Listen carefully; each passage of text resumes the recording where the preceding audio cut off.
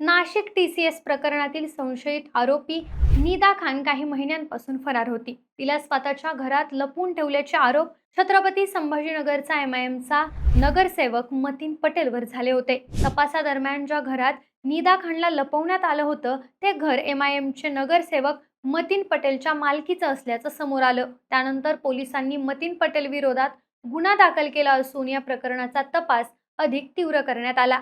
यात महानगरपालिकेनं मतीन पटेलच्या मालमत्तांची तपासणी सुरू केली. प्राथमिक चौकशीत त्याच्या मालकीची 2 घरं आणि 1 कार्यालय अशा 3 मालमत्तांचं बांधकाम विनापरवानगी आणि अनधिकृत असल्याचं आढळून आलं. त्यानंतर महापालिकेनं 3 दिवसांपूर्वी मतीन पटेलला नोटीस बजावत संबंधित बांधकामाचे मालकी हक्क आणि परवानगीची कागदपत्र सादर करण्याचे आदेश दिले होते. महापालिकेच्या नोटीसीनंतरही आवश्यक कागदपत्र सादर न झाल्यानं मंगळवारी सकाळी कारवाई करण्यात आली. सकाळी 6 वाजता पोलीस बंदोबस्तात ही कारवाई करण्यात आली. नोटीसच्या विरोधात मतीन पटेलनं उच्च न्यायालयात दाद मागितली होती.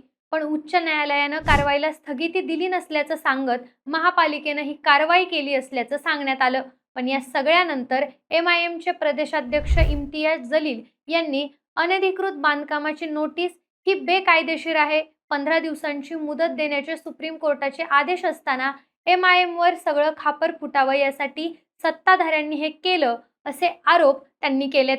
तुम्हाला महापालिकेच्या मतीन पटेल घरावर बुलडोझर चालवण्याच्या निर्णयाबद्दल काय वाटतं हे आम्हाला कमेंटमध्ये नक्की सांगा.